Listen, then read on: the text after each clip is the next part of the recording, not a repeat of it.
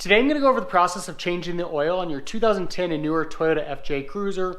Older models are going to have the oil filter located on the top of the engine, whereas the 2010 and newer have it located on the bottom. This oil change will also be very similar for the 4Runner and Tacoma models. For the oil change, we're going to need just over 6 quarts of a 0W20 viscosity oil. And then we're going to need a filter. I've got the Fram Ultra Synthetic, part number XG10158. I'll put links to both that and the oil in the description below. We're going to need a funnel, a socket set, breaker bar is going to make your life a lot easier. We also need this little adapter for removing the oil filter canister. I'll put a link to that in the description as well. Oil pan. Creeper is going to make your life a little bit easier, and then it's also a good idea to have a set of safety glasses and gloves. Our first step here is going to be to remove the front skid plate, which is located just under the front bumper. We've got 4 12mm bolts, one here, one here, one here, and one here that need to be removed. And then you'll see we've also got 2 clips here at the front that it'll hang from. So I'd recommend removing the front 2 bolts first, then remove the rear 2 and hold on to it with your hand so it doesn't swing down and hit you when you remove that last bolt. Then once you've got those released, it's going to be hanging from these clips. You'll just lift up the front to remove it. Next, we're ready to drain oil from the vehicle. Safety glasses and gloves are a good idea. We've got the drip pan sitting underneath the drain plug, and you're going to need a 12mm socket. Now our drain plug is actually located in a cutout of the rear skid plate here. See the cutout here, and then our bolt is located right here. So we want to get our drip pan slid right underneath the drain plug, and we'll go ahead and loosen that bolt with our socket wrench here. And once it's fairly loose, then we're just going to loosen it the rest of the way with our hand. Be ready to reposition the drain pan if needed. And then it's not a bad idea to have some paper towels ready as well, in case you get a little bit of splatter. Now we'll just go ahead and let that drain out fully. You'll see that our oil stream is really slowed down, so I replaced the drip pan here with a bottle. We're going to be recycling all the oil into these bottles anyway, so I'm going to go ahead and let that continue to drain. And next we're going to remove the oil filter, which is located right here. Now the first step is we've got to remove this little metal plate on the bottom.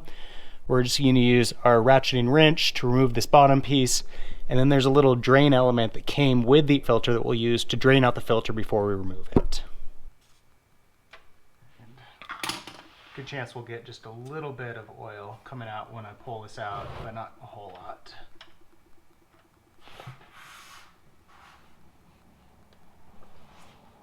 And then we've got this little plastic piece that we're just going to insert up in here to drain out the oil. All right, you'll see that after I pushed on that a little harder, it actually does insert into place. So you just have to push on it pretty hard to get it in there. Let that oil drain out, then we're ready to remove the cap. So once this is pretty well drained, we're going to pull this back out, and we're ready to remove the filter. Got our adapter here. Insert that up there, and then we're going to twist counterclockwise.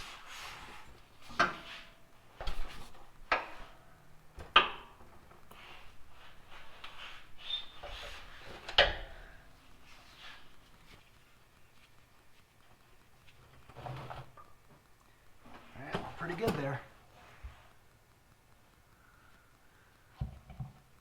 Good. So our new filter is going to go inside this canister, but we're going to go ahead and clean off all the old dirty oil before we insert it.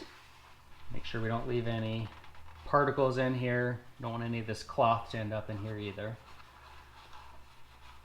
Make sure you get it very thoroughly cleaned. Before we insert the new filter, we're going to pull off this old gasket and replace it with a new one.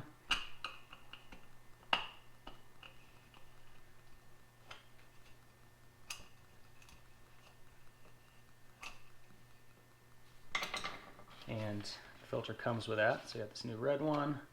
Actually going to go ahead and get just a little bit of oil off the old one and put that on here just to give it a nice seal.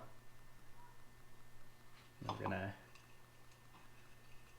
wrap it around here and bring it down to the bottom.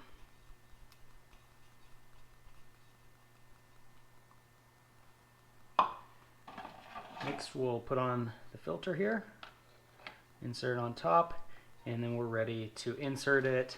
This last gasket's going to go on the bottom once we tighten it up. I'm going to go ahead and take another cloth here and just kind of clean out the gunk that's on the bottom here as well. Once again, we want to make sure we're not leaving any fibers behind from this towel. But we get some pretty dirty oil sitting down here on the bottom too, so just make sure we're getting out all that gunk.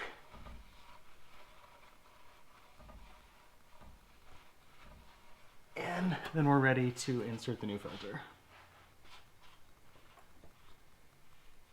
Once that's hand tight, then we'll use a little adapter and our breaker bar. Make sure you don't over tighten this. Breaker bar is nice for the leverage, but you can definitely do some damage if you tighten this up too far. Next we're going to put on this gasket. I've got just a little bit of oil on my fingers. Just rub that on. And then I'll take this little center metal cap, twist that into place by hand. You can do this step before you put the filter on as well.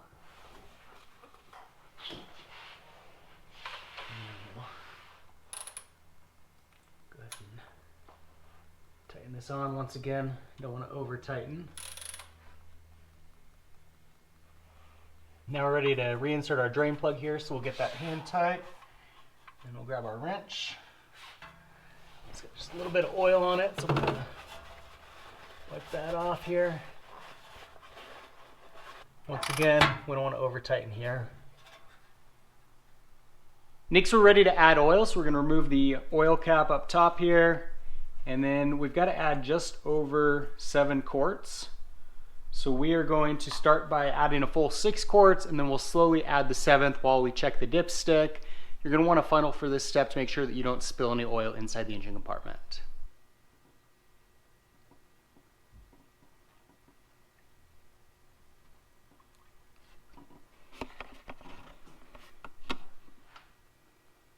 So once we've got 6 quarts, we're going to go ahead and take out the dipstick here.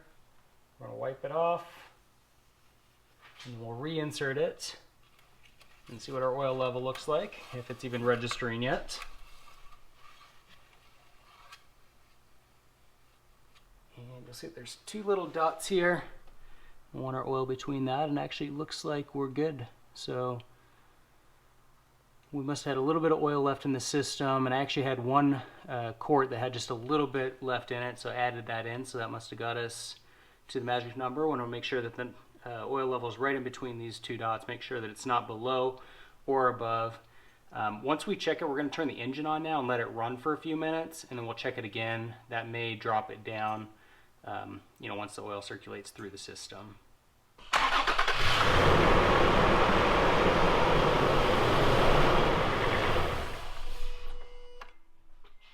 All right, now that's run for a minute. We're going to clean this off again, and then we'll reinsert it. Check that oil again. When you do that test run, it's also a good chance to check underneath and make sure that everything's tight. We don't have any drips or spraying down there, which we look good. You see, looking there, it looks like we're still good on the oil level. So I think we're good. We won't add any more. Good idea to keep your eye on it for the next couple days after oil change and just make sure that we're good on oil level. But with that, we'll go ahead and reinsert this. And our last step is to get the skid plate reinstalled. Last step here, we got to get our skid plate on. So those 2 clips go through these 2 holes right here. Just gonna take this, line it up on each side. And then we've got our 4 12mm bolts that need to be installed. With that, the oil change is complete on the FJ Cruiser. If you have any comments or questions, feel free to leave them in the section below. For more FJ Cruiser videos, be sure to subscribe. In the meantime, thanks for watching.